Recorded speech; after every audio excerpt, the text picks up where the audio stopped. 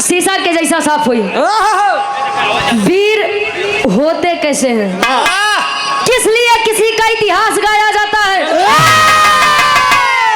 ई बिरहा में कवि जी बताओ थे। आओ गुरुजी तनी भाव बने के जियो।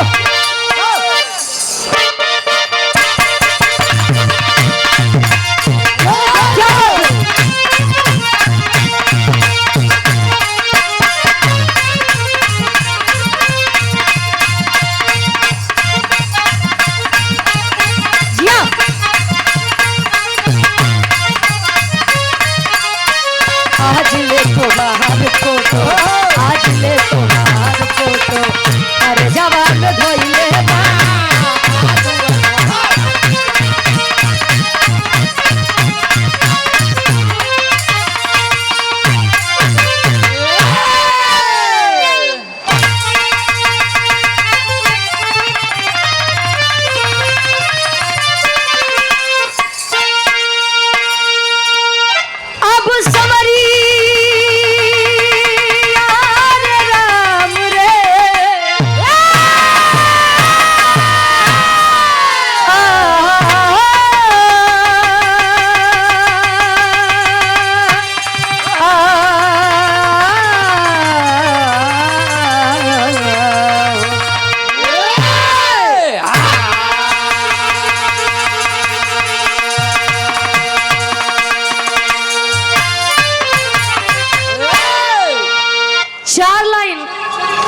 कवि का भूमिका के अंदर भाव है उन वीरों के लिए।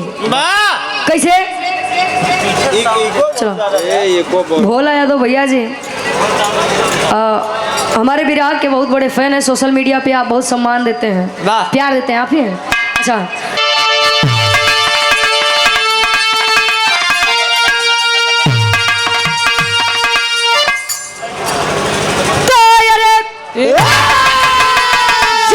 जौहर का बजता बिगुल जंग में, अरे रंग लाती थी लोरिक की थी जब जवानी, रक्त की बूंद में खून है खून का, अरे लोरिक के लइका या भोरिक की कहानी, और की छाती पे गर्जन करे सर्वदा, बोला या भोरिक मां क्यों ना पिंडदानी हुआ, मजरी कहे गुलामी न मंजूर मुझको, करे हकी अदा वो ही बलवान हुआ।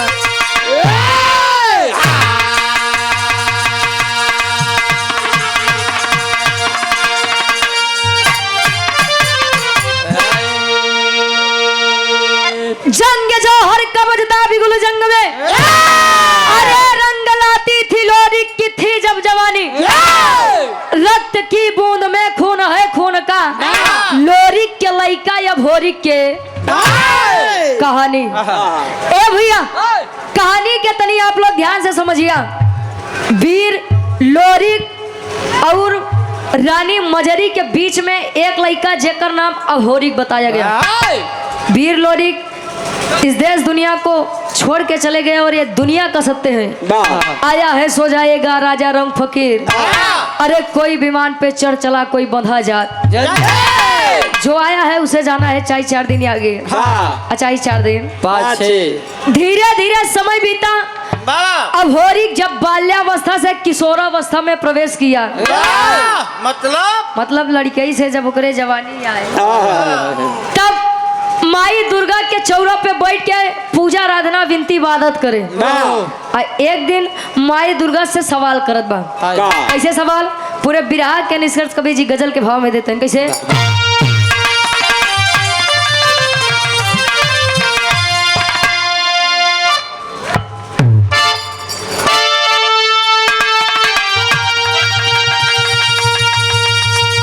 आशिक कहे, अरे परवाने जल रहे हैं,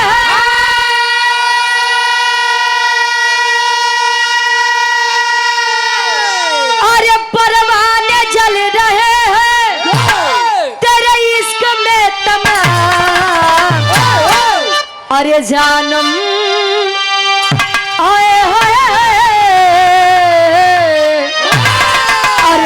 जानम जरा इस आग में, अरे जानम जरा इस आग में खुद को जला के दे।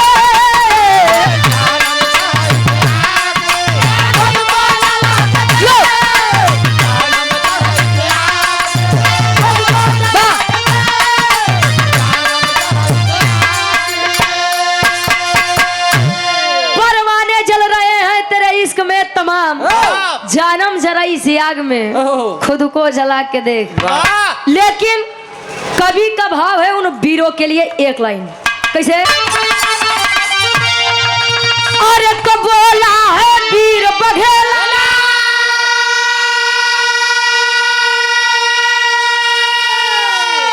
बोला है वीर बघेला, अरे झंडा हिला के दे।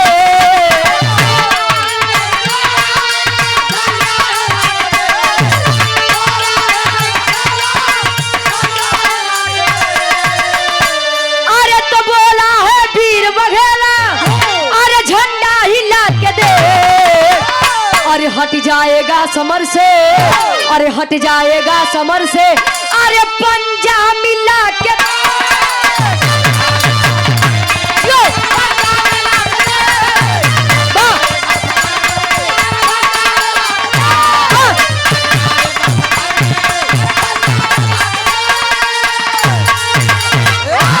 कहे बोला है वीर बघेला, अरे झंडा हिला के दे।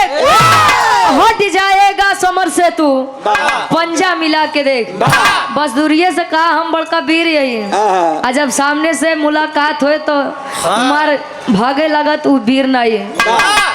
कहा जाता है वीर सदैव सामने से वार करते हैं, पीछे से जो वार करत है मौगा कहते हैं। हमरे बिरहा के कहानी के शुरुआत कवि जी जौहरी छन से लेते हैं। कैसे गुरु जी,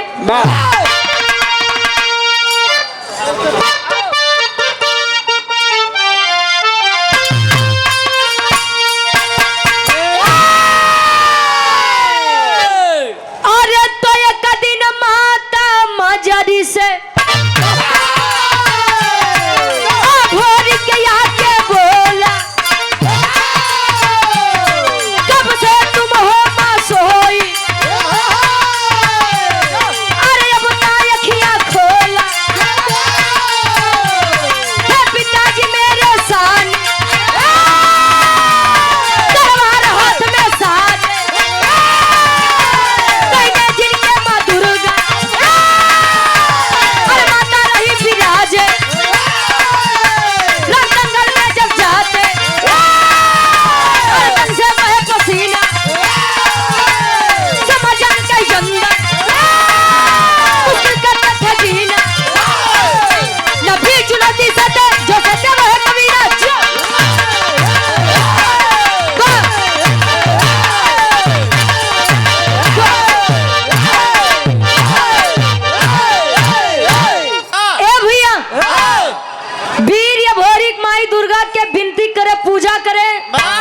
धीरे धीरे जब वीर ये भोरी 21 वर्षीय बालक हुआ। अच्छा पहले के पुरनिया काका दादा एक बात कहा है, कहा जकरे जवानी आवत है तो चोकरत की आवत रही का यार, तोहार आई रही का ए भैया। अच्छा पहले के लोग अपन जवानी काम में खर्चा करे, देखता हमरे दादा हरे 80 साल 85 साल तब वो बैठा है प्यार से। लेकिन आज के लड़कन के जवानी कब आवत बा, बुढ़ौती कब आवत बा, पता ही नहीं चलत बा। काहे पता चले खटिए बीत जाता, कैसे सोई के उठे ना 8 बजे। अच्छा ढेर जानकार हा तू। ए भैया वीर ये भोरी जब 21 वर्षीय बालक हुआ, माई दुर्गा के पास बैठ के एक सवाल करे, माँ आखिर मेरी क्या गलती है। मेरे पिता वीर लोरिक जब भी आपको जरूरत पड़ी अपने जंघे का खून पिला करके आपको संतुष्ट करते थे। ओ नहीं के लइका हम अभोरिक, आप मुझसे प्रसन्न क्यों नहीं है। माँ दुर्गा प्रकट हुई कहीं अभोरिक, ए बेटा भोरिक मैं तुझसे किस लिए प्रसन्न हूँ पहले मुझे तू ये बता। कहीं क्यों, कहीं तेरे पिता मेरे इतने बड़े भक्त थे, आज भी उनकी आत्मा भटक रही है इस संसार में। मतलब मतलब कि अबे तोरे पिताजी के पिंडादान और तुम जैसे बच्चे का क्या काम। इतनी बतिया जब अभोरी सुने कैसे है, इतनी बड़ी बात माई हमसे आज तक छुपाए रही। आया अपनी माता मजरी के पास सवाल कर रहा है। एक लाइन गीत लगत बा, कैसे गुरुजी?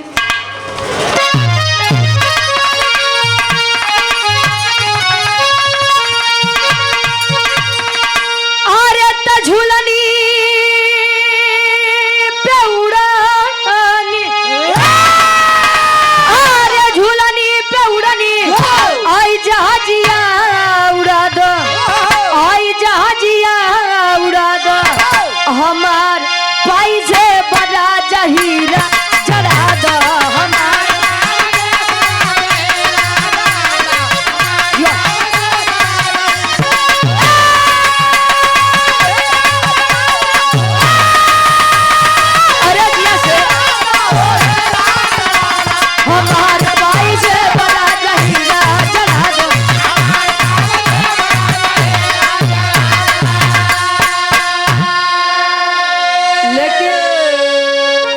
भोरिक जब आया मजरी से पूछ रहा है, मजरी बताए बेटा तेरे पिता वीर थे और उन्हें वीरताई का काम पसंद है। कहे तब का या गढ़गौरों में कोनो वीर नहीं रहे का? कहे वीर तो बहुत थे, लेकिन तुम उनके लड़के हो, तुम उनके बच्चे हो, पिंडादान तुम्हारे हाथ से होना चाहिए। कहे तब देर कोने बाती के माई तैयारी करा। कहे बेटा सुन ले, कहे बड़ा जल्दीबाजी में है? कहे का? कहे पिपरी के राजा सुरपति जो भी पिंडादान करने जाता है पहले उसे युद्ध करना पड़ता है और युद्ध करने के बाद आज तक तो कोई उससे जीता है ही नहीं। और सुबह का पहला पिंडादान वही अपने पूर्वजों का करता है।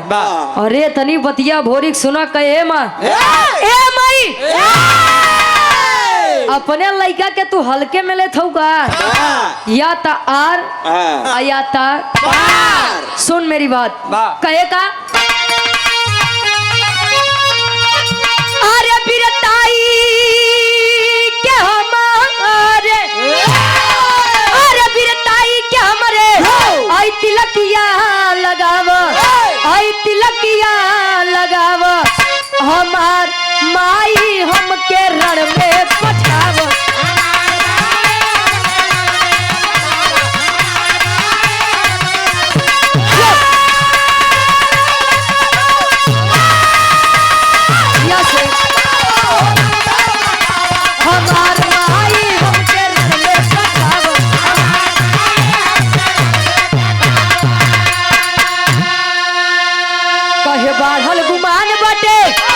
दुश्मन के भारी मिटाऊ खानदान बाट पूरी कई जारी।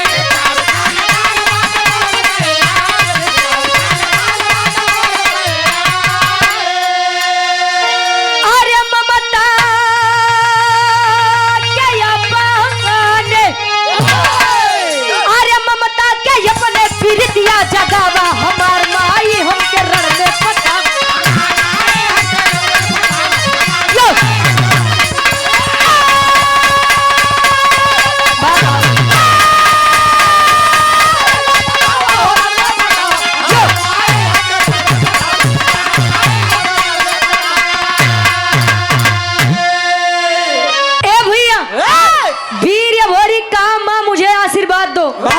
मैं आपको वचन देता हूं कि मैं अपने पिता लोरी का पिंडादान करके लौटूंगा। आशीर्वाद लिया, माँ ने आशीर्वाद दिया। आया कहा यही बनारस के धरती पे, काशी बनारस के धरती पर जब वीर भोरी का आया, पहली मुलाकात एक पंडा से होत बा और वो पंडा के नाम का बताओगा जीत बदलत बा। कोनो दुल्ही अपन दर्द बतावे। अच्छा पहले के समय में बेचारी दुल्ही डराए कि हमारे सास ससुर हमका कैसे मिली है। अब तो सास ससुर डराते हैं कि हमका पतो हो कैसे मिली, पता नहीं साल 6 महीने साथे रहाई दे कि नहीं। दुल्हनिया के शादी हो गया, जब गवना के दिन पड़ा तो सखी सहेली से बतावे का,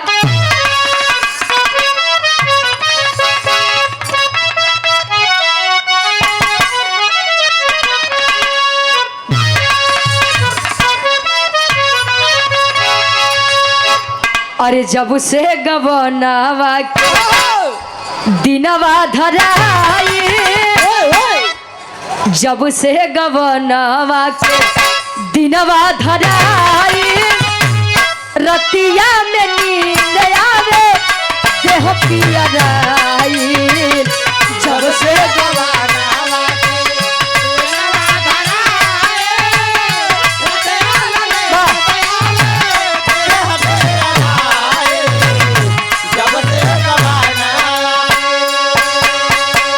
के भाव पर गौर करेंगे। अरे करे पिंड दान भोरी, करे पिंड दान भोरी, बनारस में आया शशिधर पंडा से बात लड़ाया। करे पिंड दान भोरी, बनारस में आया शशिधर पंडा से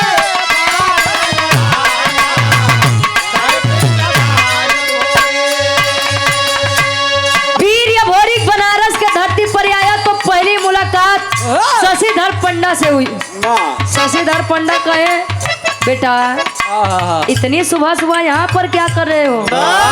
कहे स्वामी मैं अपने पिताजी का पिंडदान करने आया हूँ। कहे किसके बच्चे हो? कहे वीर लोरिक के। कहे ओहो। कहे बेटा तू लोरिक के लड़का हुआ? अच्छा ही क्या हुआ और के लड़का हुआ? सुबह का पहला पिंडदान मैं नहीं करवा सकता। कहे क्यों? कहे छोड़ो अभी तुम बच्चे हो जाओ, खेलो खाओ। कहे ना स्वामी बताइए। बतावे कैसे?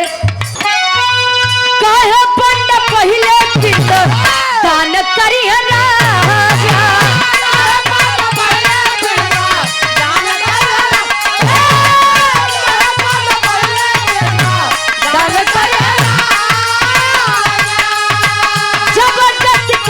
राजा, रण में मारा जावा।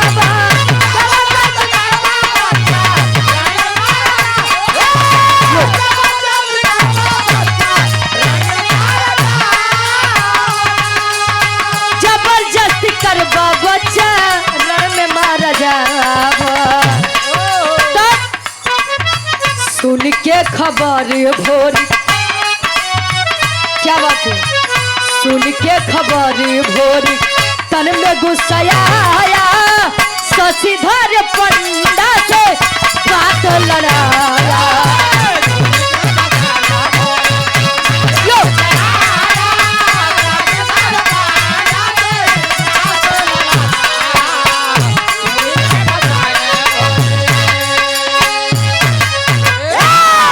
अरे बेटा चले जाओ, अरे चले जाओ यहाँ से। नहीं तो बेटवा तोरे चक्कर में हम चला जा। कहे कहाँ? कहे वो पिपरी के राजा अगर जान जाई तो छोड़ी न सार, बड़ा खतरनाक बा। कहे तू पिंडदान करवोबा कि ना करवोबा? अरे निकाल के तलवार गर्दन पर रख दिया। पिंडदान करवाएंगे कि नहीं करवाएंगे?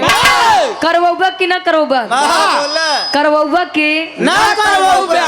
शशिधर पंडा सोचे अरे साला करवा दूंगा तो वो मार देगा, और ना ही करवा दे तो ही मार देगी। आखिर हम जाई तो जाई कहाँ? अच्छा डर के कारण पिंडदान करवा दिया। लोरी का पिंडदान हुआ। अब कहानी यहाँ पर छोड़ दीजिए। ए भैया कहानी यहाँ पर छोड़ दीजिए। पिपरी के राजा सुरपति जब इतनी बतिया सुने कि कल के आई लड़किया हमारे सामने टक्कर लेत बा, गुसियाई के हजारों के पलटन सजाई के चल दिया बनारस के धरती पे। तेरी के भाव में कवि जी लिखा था इनका।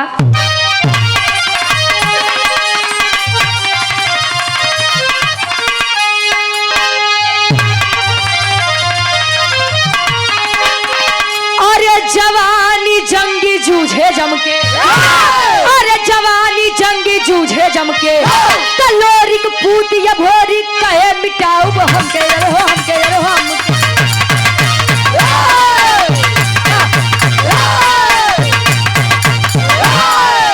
लोरिक पूतिया भोरी कहे मिटाऊ हमके, जवानी जंगी जूझे जम। हम का मतलब घमंड। कहीं आवा सरऊ इतना दिन से तो हम तो इनका लखत रहे। आवा आवा आज हम तो उसी मिलब। आया सुरपति सेना सजा करके एक तरफ सुरपति अपने 1000 के पलटन लिया है और एक तरफ वीर या भोरी 21 वर्षीय बालक अकेला है। अरे बाप हिम्मत बनावत बहु वीर बिरहा के आखिरी तर्ज लागत बा।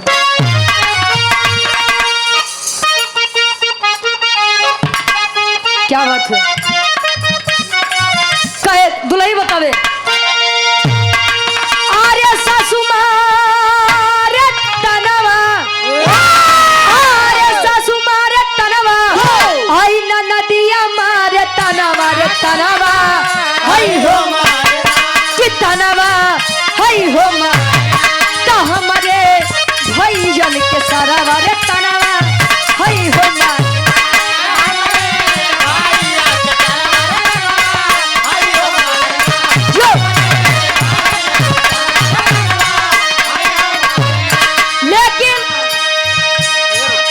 लोरिक के पुतवा दरजा लोरिक के पुतवा दरजा वीर बालवनवा जनवा अरि के जनवा अरि के तकुदा गंज मय जनवा रे जनवा अरि के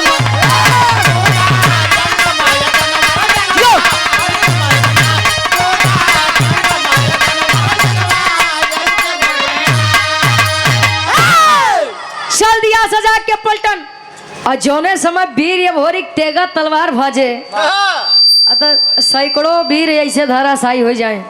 धीरे धीरे करते करते युद्ध समाप्ति की तरफ है। पहुंचा कहाँ सुरपति के पास कॉलर पकड़ा कॉलर पकड़ के नीचे खींच लिया मोहे में करिखा पोताई के गदहा पे बैठाई के बनारस के ऐसा कोनो कोना नहीं बचा धोबीघाट छोड़ के बनारस का ऐसा कोनो कोना नहीं बचा जहाँ पर अभोरी को सुरपति के गदहा पे बैठाए के घुमाए न हो। अच्छा बिहार तीनों जने बैठाए न और यार सुरपति के बिटिया केवला पतिया अभोरी के वीरताई के ऊपर पहले से ही दीवानी थी। जब इतनी बात सुने कहीं चल के देखिए आखिर वीर आके आए बनारस की धरती पर। अब पूछत बा पापड़ के भाव में कवि जी लिखत है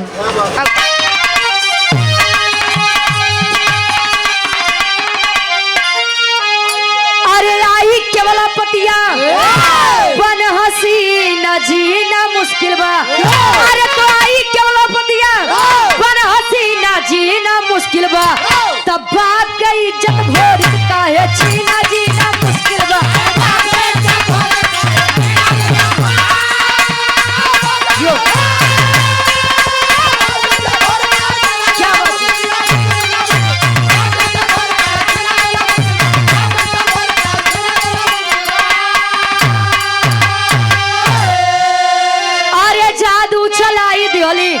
सुगना बनाई हो पिजरा में कैद करके पिपरी लईके आई हो अरे कहे कुंवारी जीव नहीं तोहरा बिना जीना मुश्किल बा अरे कहे कुंवारी जीव नहीं तोहरा बिना जीना मुश्किल बा तब बात के इज्जत भोरिक कहे छीना जीना मुश्किल बा। केवला पतिया जादूगरनी थी। आई शशिधर पंडित से पूछे कस अभोरी किनमें से कौन है कहे अरे बेटा यही तो है वीर अभोरी इतना दिन से तार बाबू दहशत फैलाई के रखे रहे ने कल के लड़का आई के कुल खत्म कर दे इतने में वीर अभोरी कुछ समझ पाते अपने जादू से वीर अभोरी के सुगना बनाए के पिजरा में कैद करके लड़के आए कहा पिपरी के राज। अब पिपरी के राज लड़के तो अच्छा एक बात बा केवला पतिया दिन में वीर अभोरी के सुगना बनाए रहे लेकिन जैसे रात हो वीर अभोरी के उनका पुरुष वाला तन दे दे काहे बदे जाना था जबरदस्ती प्रेम करना चाहिए लेकिन वीर अभोरी कहे लड़की ए लड़की ये सब मेरे शान के खिलाफ है और तू चाहती है कि मैं तुझसे इस प्रकार प्रेम कर लूं हो नहीं सकता है तू तेरा ऐसा प्यार। धीरे धीरे समय बीतत बा आखिर गढ़गौरा में माई मजरी के अपने लड़का अभोरी के चिंता सतावत बा अभोरी के खोजे बदे दुई वीर गढ़गौरा के निकलत है इनके आल्हा के भाव में कवि जी प्रमाण देते हैं।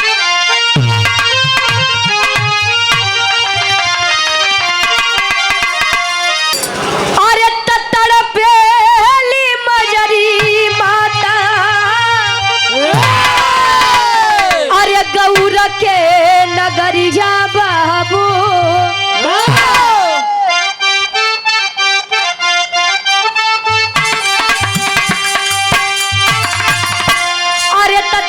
चनराई के दिहल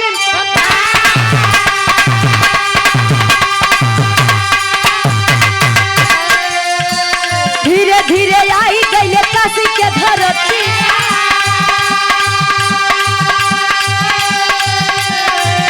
अरे शशिधरो पंडा हो गई भेटा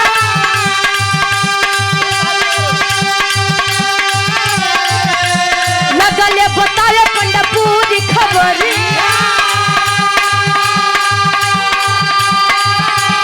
अरे केवला पतिया भोरी के है सुगन बना अरे त जमुनी के बोलाइली होले दोनों हो बीरवा ता जोगी के रूप बन के भजन रहेगा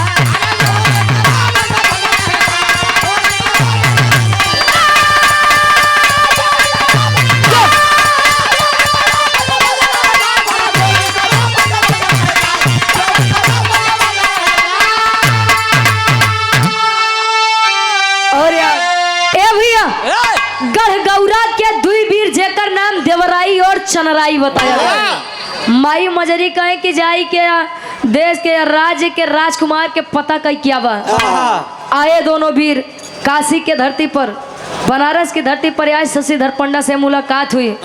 शशिधर पंडा कहे बेटा लइका तो बड़ा नीमन बा बड़े अच्छे हैं वीर भोरी इतना दिन से जे सुरपति का नहीं हराए पाए ओका उ लइका एक दिन में धूल चटाई दे कहे तब राजकुमार हैं का कहे वीर अभोरी के ओकर बिटिया केवला पतिया सुगना बनाई के पिपरी लेके गवा अगर ये आपको वीर अभोरी चाहिए तो आप पिपरी के राज्य जाइए कहे हो जादू का मैटर है तब तो कुछ करना पड़ेगा।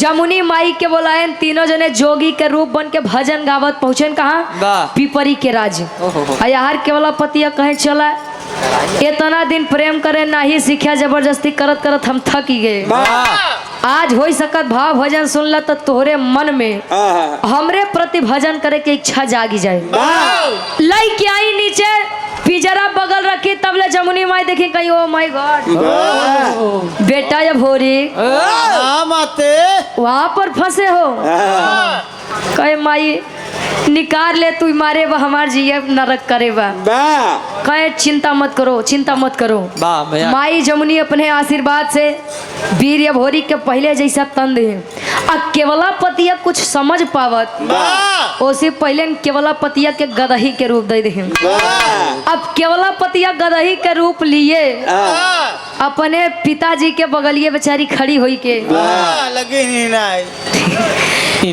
जब सुरपति अपने बिटिया केवला पतिया की हालत देखे जाई के जमुनी के चरण में बैठ के रिश्ता बनावत बा आखिरी भाव खड़ी के भाव में कवि जी लिखत है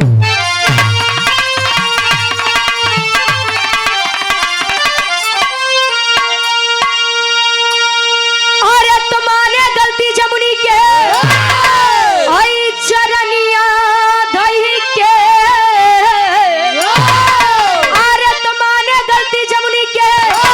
आई चरनिया धई के हम आई भाई तू बहिनी बचनिया कही के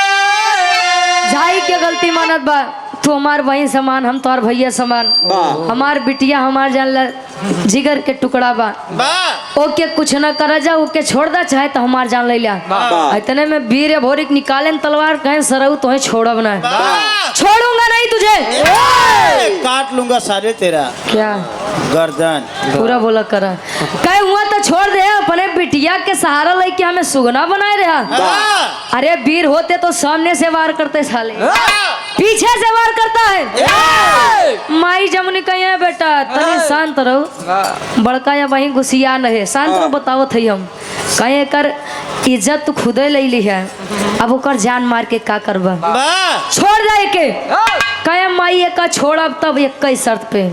कौन शर्त? कहने कर जोनी बिटिया केवला पतिया बा वाह। ये हमके बड़ा चाहत है, बड़ा मानत है, हमार शादी ऐसी करवा दे के छोड़ दे। राजा कहे बेटा शादी तो मैं करवा दूं, लेकिन या तो तू गदहा के रूप रखा है या तो हमरे बिटिया के स्त्री वाला तंद है। बिटिया देखा था हमारा गदही बन के खड़ी हुआ बेचारी। माई जमुनी अपने आशीर्वाद से पुनः केवला पतिया के स्त्री के तन दिया। आखिरी प्रमाण कवि जी देते इनका।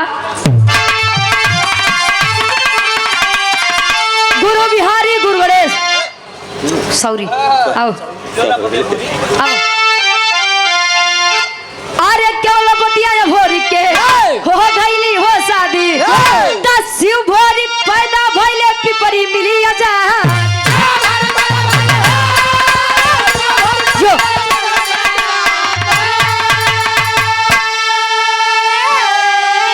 अरे अपने घर आए हई दुल्हनिया लई के, अरे तर अपने घर आए हई दुल्हनिया लई के, हम आई भाई तू बहिनी बचनिया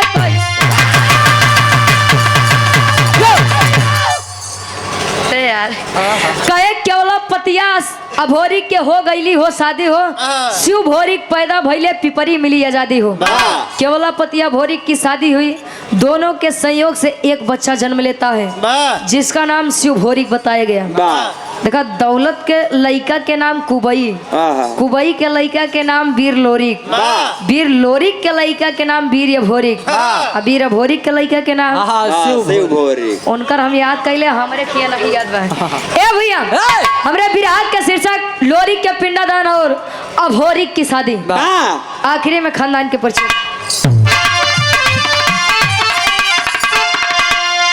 गुरु बिहारी गुरु गणेश गुरु रामलाल गुरकारी।